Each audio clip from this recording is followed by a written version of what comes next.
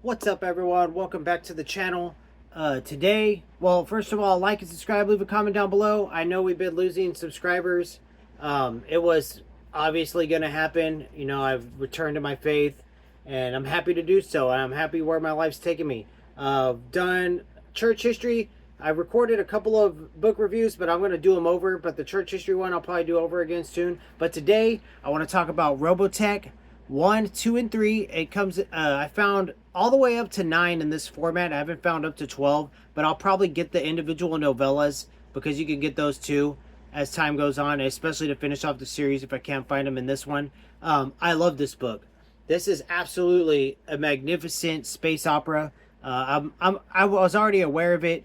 I was watched the anime when I was a child, and then my wife and I a few years ago we watched like half of it. We never finished, but then I found these, and the book is way better than the anime. It's so good. It's two authors that writing under the pseudonym of Jack McKinney, and this one was the first of the three: Genesis, Battle Cry, and Homecoming. And we'll go through just the back real quick. For Genesis, as a global civil war was about to wipe out humankind, a dying alien genius dispatched the abandoned superdimensional fortress to Earth and put humanity's future in the hands of a corps of untried, resolute young men and women, the Robotech Defense Force. Then the most feared conquerors in the universe attacked, and the real war began. So, super pretty cool. The first book, Genesis, really good. It's just, let's see. The first book is pretty short at, I believe it was like 160 pages, 176 pages. So if you got the individual novella, it's a pretty quick read. You could probably read it in a couple hours. But this book was really good. Genesis was really good. Just a quick rundown of it. I actually took some notes here. If I can see them here, let's see. All right, my notes disappeared, of course. So the alien battle fortress SDF-1, as it's called, crashes on Earth. Humanity spends a decade rebuilding it. And then the Zentradi arrive. And I won't give any spoilers on them. You just have to read it. It's pretty sweet what they turn out to be, what they look like, and all that. The SDF-1 is commanded by Captain Global. He's a pretty unique character. My favorite character, of course, is Rick Hunter. Windows are open. You probably hear the helicopter going by. Rick Hunter's really cool. And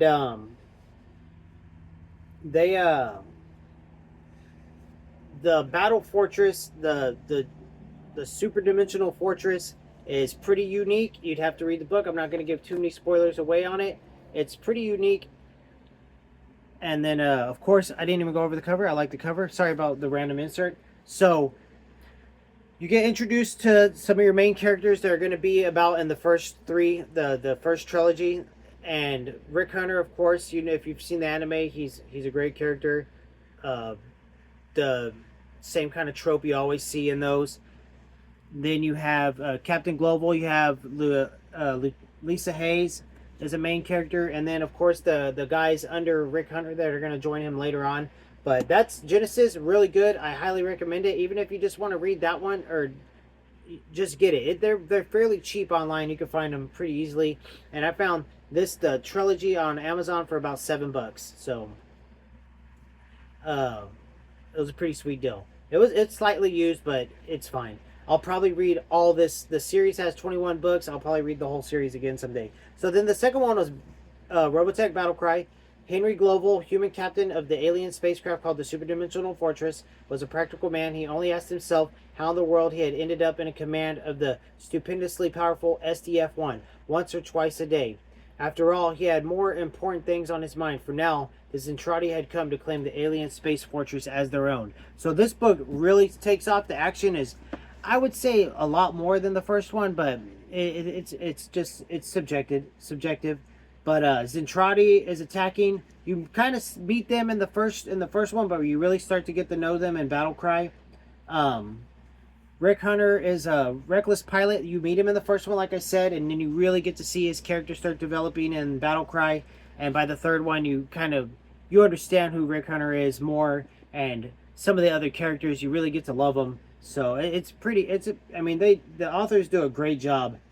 And the Zentradi start to experience human culture close up in Battle Cry. And that's actually pretty hilarious watching their reactions to how we are on the world and stuff. And then Rick Hunter and them, I'm pretty sure they get caught. They get caught. Rick Hunter, Lisa Hayes, and another one of his people under him get caught in Battle Cry. So I don't want to tell you too much. But just as you're aware. So then we get to Robotech Homecoming. The video is getting a little longer than I wanted it to be.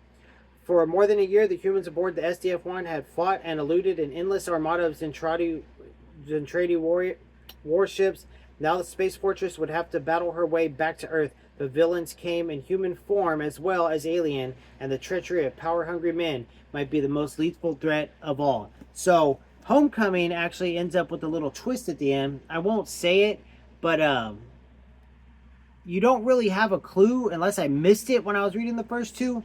But Homecoming, the SDF-1 returns to Earth. It's denied permission to land due to political fear and the secrecy. Okay, yeah. So it's in the third one. That's kind of the twist, but there's a little more to it.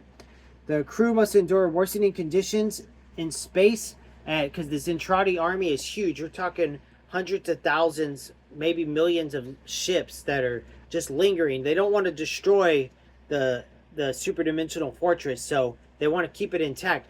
But they're also having their own issues within their own ranks, because some of the Zentradi, they don't care. They want to get rid of the humans. They want to destroy the ship. But other ones, they don't want the ship destroyed. So you get to see some inner conflict between them, the humans, and then of course the wars going on. And then you have the people of the world that are totally oblivious. So it's pretty cool. And then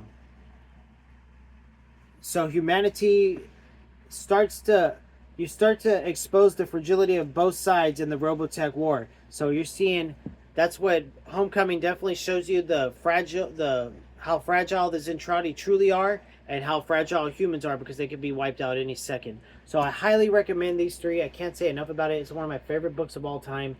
I really hope as I read each one, I mean, I'm just saying as the first trilogy as a whole, it's one of my favorite books of all time. I mean, I loved it. I'm hooked on space operas now, so I highly recommend it. Check it out if you have time.